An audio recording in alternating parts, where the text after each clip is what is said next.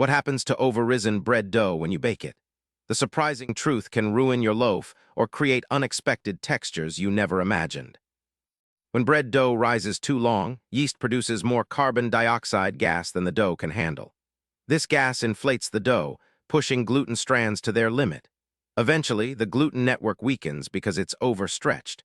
This means the dough can no longer hold its shape well when baked, setting you up for a disappointing loaf. Once you put over-risen dough in the oven, the trapped gas expands rapidly with heat. But the weakened gluten can't hold it, so the dough collapses. This collapse leads to a dense and heavy loaf instead of a light, airy crumb.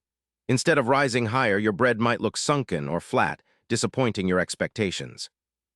When dough overrises, yeast and bacteria keep fermenting sugars, producing not only gas but also acids and alcohols.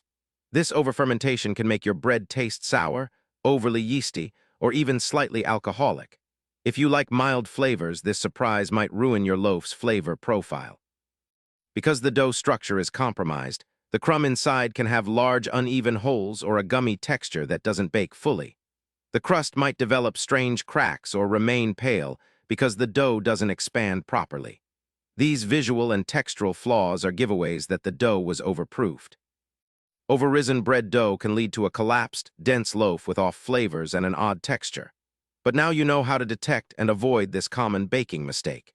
Hit subscribe for daily answers to questions you didn't know you had, and never ruin bread again.